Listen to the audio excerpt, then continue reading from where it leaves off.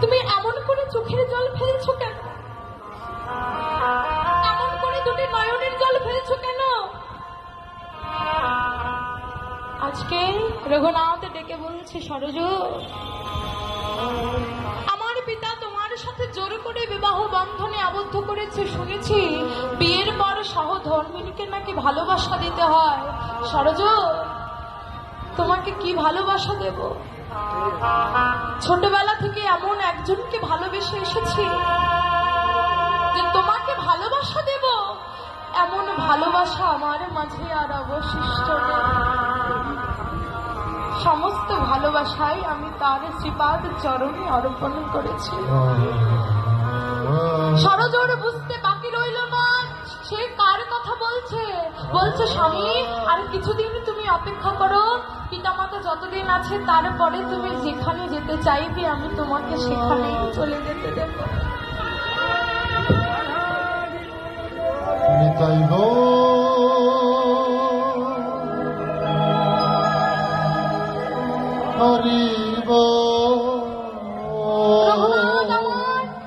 কথা দিয়েছেন বটে, কিন্তু কৃষ্ণ অন্ত প্রাণ যায়, তার কি আর সংসারে ভালো লাগে?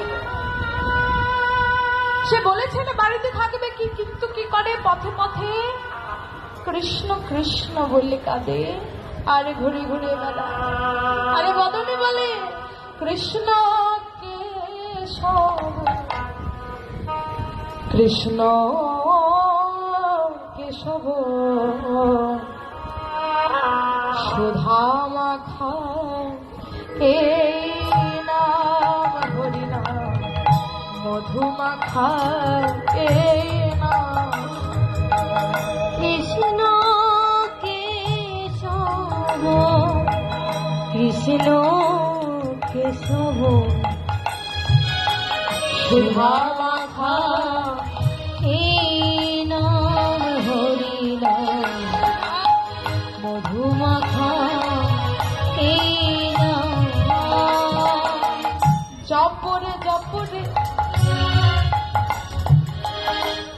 জপরে রসনা, জপরে জপরে জপরে রসনা, সুধা মাখায়ে নাম হরি মধু মাখায়ে নাম।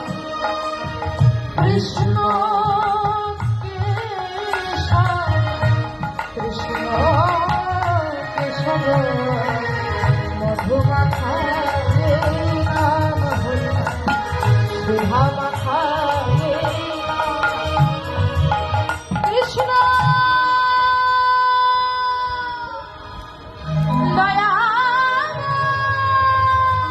দয়াব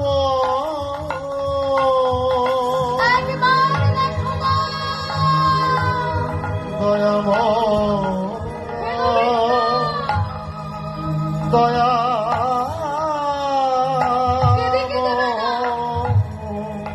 রঘুনাথ সেই পুরীর জগন্নাথ মন্দিরের সামনে গিয়ে দাঁড়া। ভক্তগণ আসে, ভগবানকে প্রসাদ দেয়, তারপরে ভক্তের হাতে প্রসাদে দেয়। রঘুনাথ হাত পেতে থাকে। যে ভক্তগণ তার হাতে একটু প্রসাদ দেয় সেদিন সে প্রসাদে পায়, না হলে সেই রঘুনাথ সেদিন অনাহারী থেকে যায়। বাবা ভগবান বললেন, যে করে আমার আশ তার পরিণামে সর্বনাশ। তথাপি যদি না ছাড়ে পাশ, আমি হই সে ভক্তের চরণের দাস অনুদাস। রঘুনাথ আমার দাঁড়িয়ে থাকতেন, একদিনে পান্ডা এসে বলছেন, রঘুনাথ তুমি এমন করে দাঁড়িয়ে থাকো, তুমি না জমিদারের ছেলে, তুমি এমন করে হাত পেতে দাঁড়িয়ে থাকো, ছি রঘুনাথ, চলে যাও এখান থেকে। রঘুনাথ সেখান থেকে উঠে গেলেন সে পুরীর জগন্নাথ মন্দিরের সিংহদ্বারের সামনে, যেখানে ভিখারীরা বসে থাকে। সেখানে গিয়ে বসে থাকলে আরেকদিন এক ঠান্ডা এসে বলছে, রঘুনাথ ভক্তদের সাথে বসে আছো? রঘুনাথ, এর থেকে তো পতিতাবৃত্তি করা ভালো। ছি ছি রঘুনাথ, তুমি এই কাজ করতে পারলে? রঘুনাথ আমার সেখান থেকে উঠে গেলে। 5-7 দিন ধরে রঘুনাথের কেউ দর্শন পাচ্ছেন না। বাবা, ক্ষুধার জ্বালা কতক্ষণ আর সহ্য করা যায়? কি হয়েছে জানি? এই যে জগন্নাথ মন্দিরে প্রসাদ দেওয়া হয়, সেই প্রসাদে যেগুলো বেঁচে যায় সেগুলোকে ভক্তদের মাঝে বিতরণ করা হয়। ভক্তদেরকে দিয়ে যে প্রসাদে বেঁচে যায় সেগুলো কি করা হয়? গোশালায় দেয়া হয়।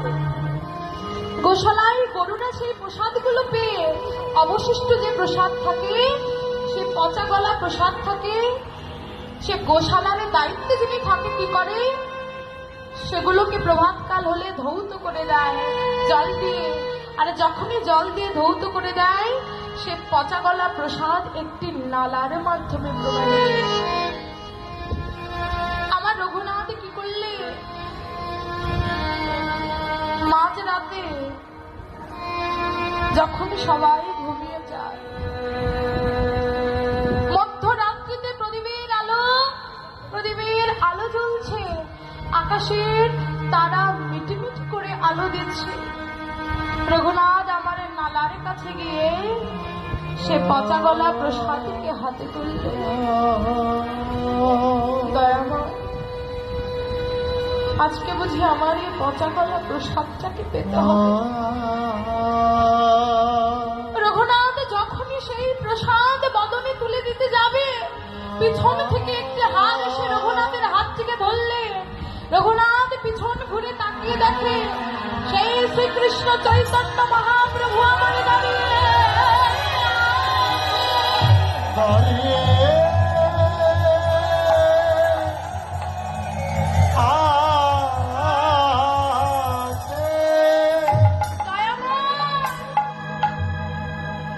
এতদিন পরে হতভাগার কথা